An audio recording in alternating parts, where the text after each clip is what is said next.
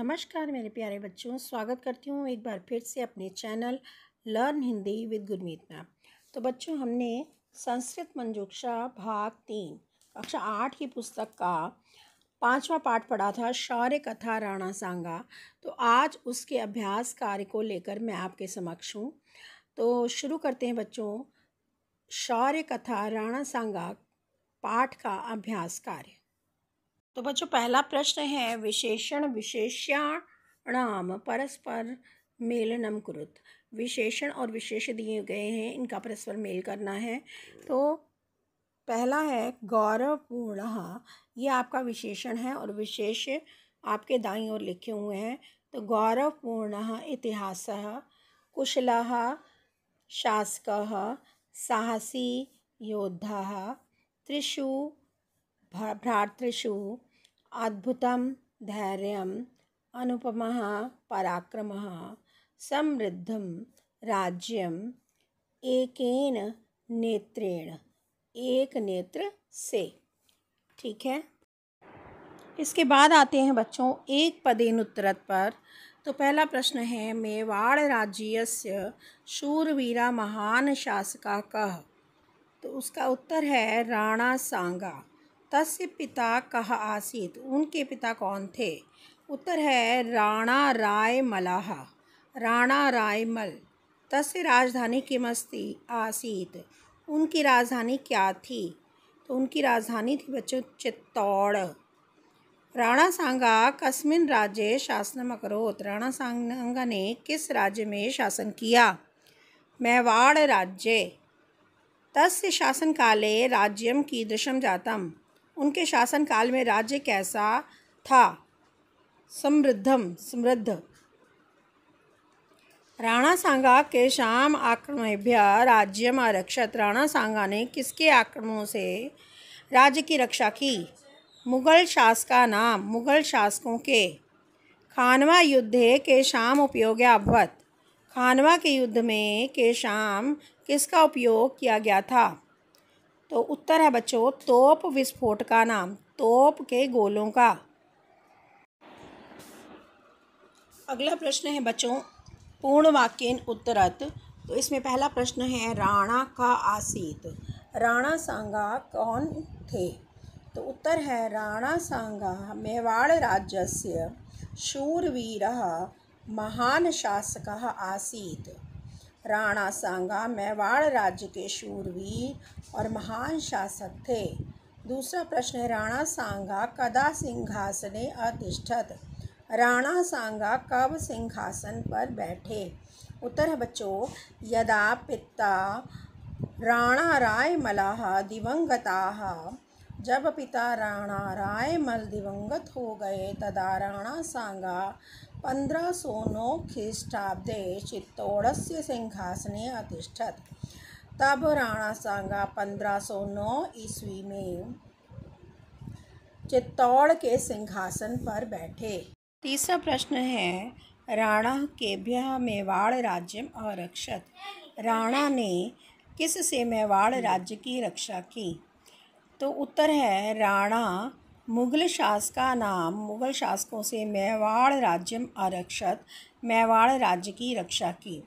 चौथा प्रश्न है अकस्मात् कस्मात् कारणात् मुगल शासकं बाबरम निष्कासयितुम् इच्छति स्म, वह किस कारण से मुगल शासक बाबर को निकालना चाहता था, निष्कासित करना चाहता था। तो उत्तर है मुगल शासकः बाबरम विदेशी आक्रमणकारी, विदेशी था और आक्रमणकारी था। भारतीयान शासितुं न अर्हति इति विचारे राणा तं देशात् निष्कासयितुम् इच्छति स्म। तो अगला देखिए बच्चों, अगली एक्सरसाइज शब्दार्थान परस्परम मेलयत, शब्दों और अर्थ का परस्पर मेल करना है। तो पहला है निष्कासयितुम वांछति, निकालना चाहता है। दूसरा है नामधेयेन विश्रुतः, नाम से प्रसिद्ध था या नाम से जाना जाता था। त्रिषु भ्रातृषु, तीनों भाइयों में। चौथा 20 युद्धान, 20 युद्ध को पराजितवान पराजित किया, शासयितुम् अर्हति शासन करने योग्य है, औदार्यस्य कृते उदारता के लिए।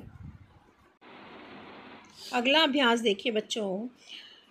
उचितम विकल्पम चित्वा वाक्य पूर्तिम कुरुत। उचित विकल्प को लेकर के वाक्य पूरा करना है। पहला है राणा सांगा मेवाड़ राज्ये शासनम करोति स्म। तो उत्तर है मेवाड़ राज्य। दूसरा है मेवाड़ राज्य में, दूसरा है तस्य शासन काले मेवाड़ राज्यम अति समृद्धम जातम। तो राज्यम के अनुसार यहाँ समृद्धम लगेगा। तीसरा है राणा मुगल शासकम बाबरम देशात निष्कासयितुम इच्छति स्म। देश से बाहर निकालना।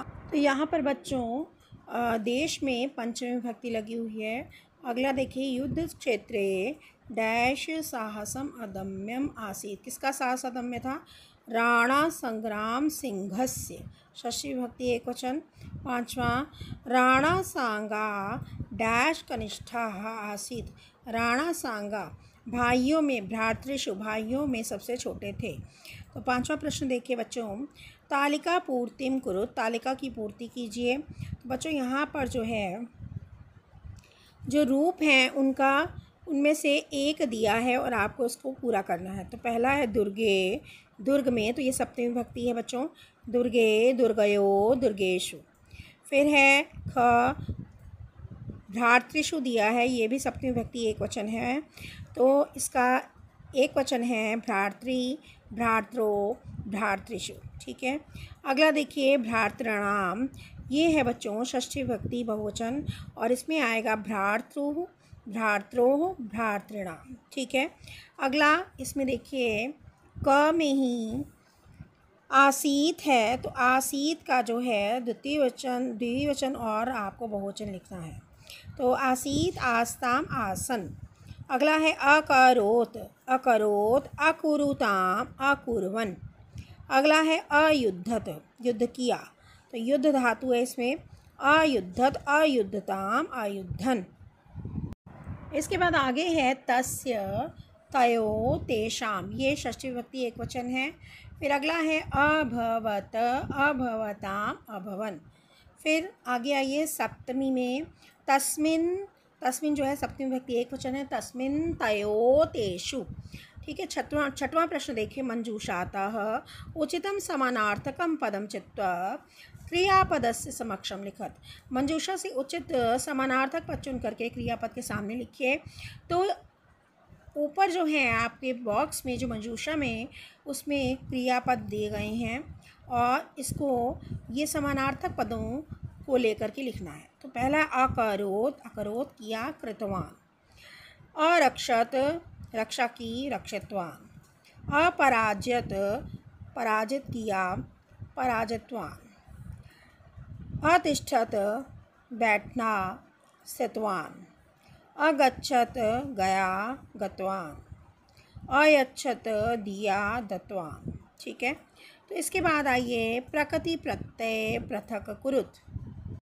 अब इसमें देखिए बच्चों, ल्यप प्रत्यय सभी में लगा, जितनी भी शब्द दिए हैं। तो अब हमें क्या करना है, उपसर्ग को अलग करना है, क्योंकि ल्यप प्रत्यय में उपसर्ग लगा होता है धातु के साथ, और धातु को अलग करना है। तो देखिए पहला है आदाय, आ प्लस दा प्लस अल्यप प्रत्यय। दूसरा है क, देखिए विरुद्ध, वी प्लस रुद्ध प्लस ल्यप प्रत्यय। पराजित्य, परा प्लस जी धातु है, जीतना, ल्यप प्रत्यय। आरभ्य, आ प्लस रभ प्लस ल्यप प्रत्यय। उपगम्य, उप प्लस गम प्लस ल्यप प्रत्यय। अवगम्य, अव plus gum plus ल्यप Pratyaya. विक्रीय, we plus क्री प्लस ल्यप प्रत्यय। आगत्य, आ प्लस गम प्लस ल्यप प्रत्यय। इसके बाद आठवीं अभ्यास देखिए बच्चों, संस्कृत पर्यायम लिखत। संस्कृत पर्याय लिखिए, यानी कि जो शब्द दिए यहाँ पर हिंदी में, उसका संस्कृत बनाना है, अनुवाद के रूप में करेंगे इसको। तो पहला है भारत के इतिहास में, भारतस्य इतिहासे। अगला है जीवन का अंतिम युद्ध, जीवनस्य अन्तिमं युद्धम। अगला है कुशल शासक। इसका पर्याय बनेगा बच्चों संस्कृत में कुशलः शासकः। अगला है राज्य का विस्तार किया, राज्यस्य विस्तारम अकरोत्। अगला है वीरता से युद्ध किया, यानी उसने। तो शौर्येण, शौर्य का मतलब होता है वीरता, शौर्य से, शौर्येण अयुद्धत। तो इसको बच्चों इस तरह से भी लिख सकते हैं, शौर्येण युद्धम अकरोत्। तो दोनों सही हैं। अगला है बाबर की सेना को पराजित करके। तो बाबरस्य सेनाम पराजितवान। अगला है एक नेत्र और एक हाथ से विहीन। एकेन नेत्रेण एकेन हस्तेन च विहीनः। अगला है शौर्य की प्रशंसा की, शौर्यस्य प्रशंसा अकरोत्। तो बच्चों जो यहाँ पर है ये आखिरी अभ्यास था, 5वें पाठ शौर्य कथा राणा सांगा का अभ्यास कार्य जो हम कर रहे थे। यहाँ पर आपका जो है अभ्यास कार्य समाप्त हो जाता है। उम्मीद करती हूँ कि आपको ये सारा अभ्यास कार्य अच्छे से समझ में आ गया होगा। इसके अलावा इससे संबंधित कोई भी प्रश्न हो तो आप कमेंट बॉक्स में पूछ सकते हैं। मैं अगली वीडियो में आपसे फिर मुलाकात करूँगी। तब तक के लिए बच्चों धन्यवाद।